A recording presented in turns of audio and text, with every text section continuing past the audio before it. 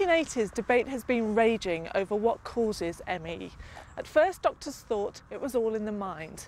But work going on here in Dundee adds weight to growing evidence that it's caused by a virus.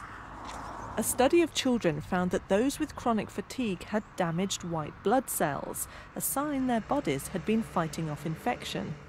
We are finding a real abnormality, and it adds to the body of evidence in adults where they are also finding evidence of physical disease. Finding a virus could lead to a treatment or even a cure.